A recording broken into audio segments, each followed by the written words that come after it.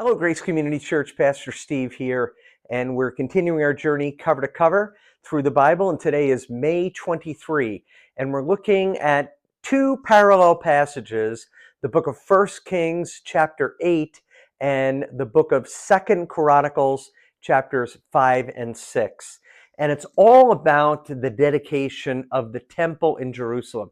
So I have a map here that I'm just wanting to show you and just give you a glimpse of what's going on.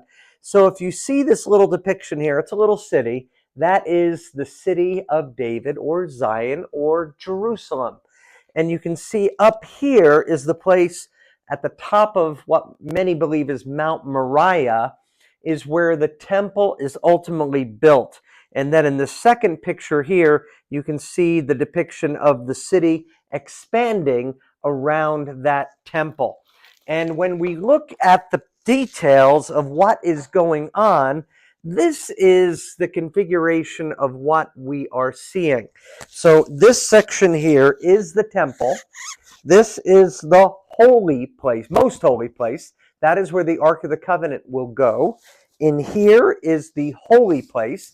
That's where you have the showbread, the menorah or candelabra, places that a priest will go every day to burn incense. The most holy place, a priest will only go once a year. Then we have the court of the priests. This is where the sacrifices take place. And then this is called the court of the women. Now, that's not to mean that only women go there, but because women can go that far, that is called the court of the women. And Solomon's temple is in this configuration. Often when you see pictures of the temple, what you're getting later on is a picture of Herod's temple at the time of Jesus. But Solomon's temple is grand, is a celebration, and this section really conveys the specialness of this temple and its dedication. We even hear the lyrics of one of the songs. He is good, his love endures forever.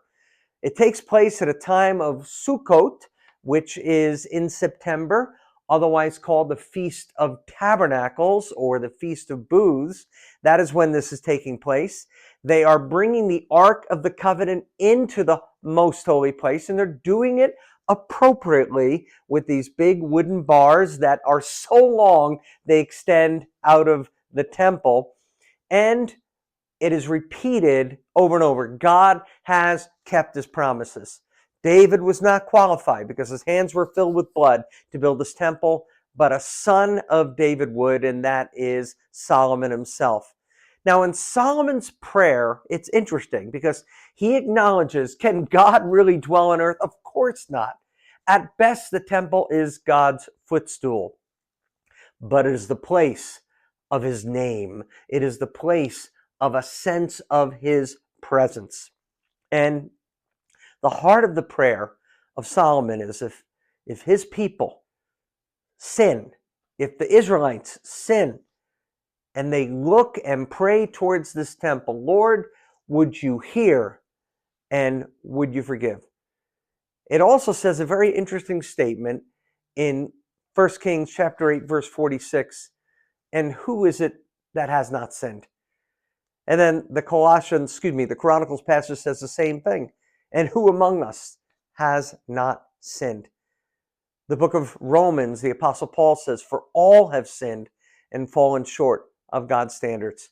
What I love about the dedication of the temple is the acknowledgement of our frailty, of our weakness. Now, we don't have to pray to a temple. Indeed, there is no temple in Jerusalem to pray to. Now we can go directly into the throne room through Jesus Christ, who, according to the book of Hebrews, has become our high priest. But what we see in this demonstration is the holiness of God, is the mercy of God, and our opportunity as sinners to come before a holy God who forgives sinners like us. Well, look forward to being with you once again tomorrow. God bless you.